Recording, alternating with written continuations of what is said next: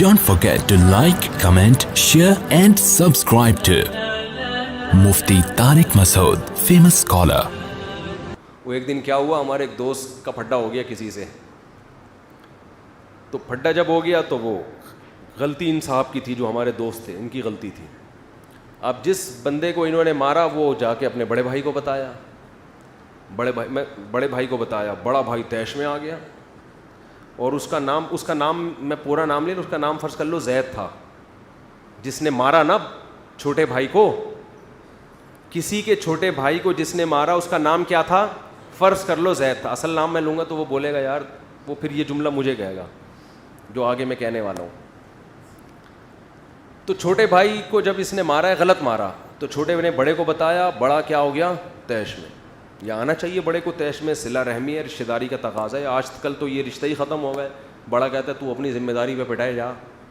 ایسا نہیں ہونا چاہیے بھائی, ایک ریلیشن ہے, پوچھو میرے بھائی کو کس نے مارا ہے, صلہ رحمی کا تقاضا ہی ہے.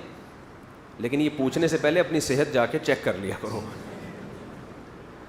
ایسا نہ ہو کہ دونوں اکٹھے پٹ رہے ہوں, یہ نہ ہو. تو پہلے دیکھ لو کہ ڈولے شولے اتنے ہیں کہ کچھ کر سکتا ہوں میں.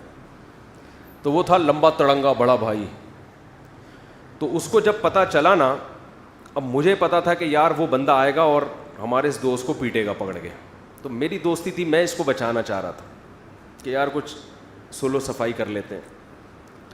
تو میں جب اس کے پاس گیا, ان کے گھر گیا میں, تو بڑا بھائی غصے میں بیٹھا ہوا ہے, کہہ رہا ہے ہوا کیا ہے. میں نے کہا ہوا تو یہ ہے. اس نے کہا زید پٹے گا.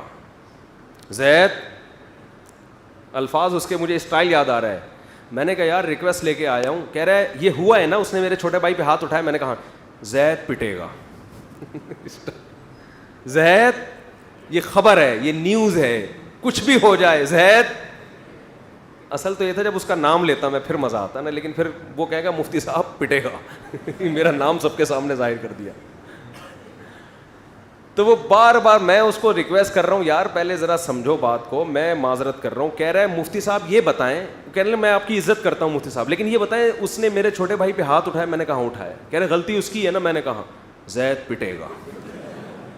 تو مجھے یہ واقعہ کم از کم 14-15 سال پرانا ہے, لیکن مجھے اس کا اسٹائل بڑا اچھا لگا. کہہ رہا ہے کچھ بھی ہو جائے زید پٹے گا. سمجھ رہے ہو. خیر نہیں پیٹا, پھر ہم نے پڑھ کے درمیان میں سلو صفائی کروا دی.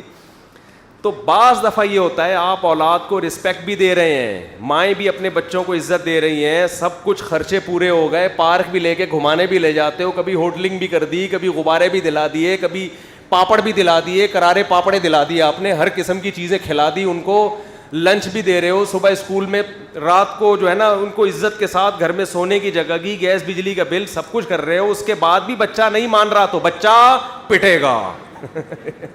جبکہ گورنمنٹ کہتی اب بھی نہیں پٹے گا. یہ ہمارا اختلاف ہے. اب سمجھ میں آیا.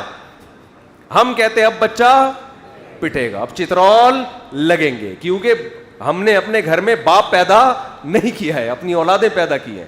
اب بھی نہیں پٹے گا, اس کا مطلب ہم خانسامہ ہیں. پھر ہم کیا ہیں پھر, بلکہ خانسامہ بھی ہم سے. یا تو ہم کو تنخواہ دو اس کی, پھر آپ بیوی بچوں سے بولیں میں تو خدمت کر رہا ہوں نا اس کی, مجھے کیا چاہیے, تنخواہ چاہیے.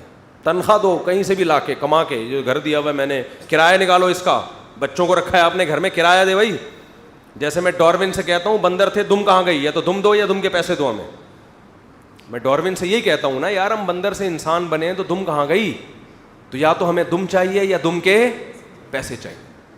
تو بچوں سے بولو کہ اب بھی اگر نہیں پٹے گا تو اس گھر کا جا سائیکل کی دکان کھول, پنچر لگا اور مجھے اس گھر کا کرایہ دے. بیوی سے بھی بولو کہ میں اس پوزیشن میں آ کے بھی آنکھیں دکھانے کے قابل نہیں ہوں, تو اپنے بھائیوں سے بولو اس گھر کا مجھے کرایہ چاہیے, اور جتنے انڈے پراٹھے آئیں گے آدھا تمہارا آدھا میرا خرچہ ہوگا. تو زید جو ہے اس کنڈیشن میں کیا ہوگا, زید پٹے گا. تو اسٹائل بڑا ٹائٹ تھا. کہہ رہے مفتی صاحب کچھ بھی ہو زید پٹے گا. وہ زید کی جگہ وہ نام آتا پھر مزہ آتا, لیکن وہ زید میں مزہ نہیں آ رہا. آدھا مزہ تو آگے آگے, لیکن جو پورا نام آتا پھر. خیر وہ نہیں پٹا, الحمدللہ بچ گیا وہ. تو پتہ نہیں کہاں سے کہاں بات چلی تھی, جہاں موضوع ادھر ادھر ہو گیا. خیر کوئی مسئلہ نہیں ہے. ہم نے کون سا کوئی تھیسس تیار کرنے ہیں, اسلامیات کے آپ کے پیپر ہونے والے ہیں کہ ایک ٹاپک پر آپ کو, آپ تو واضح و نصیحت چاہیے نا. واضح و نصیحت بکھری ہوئی ہی اچھی ہوتی ہے, سمجھ رہے ہو.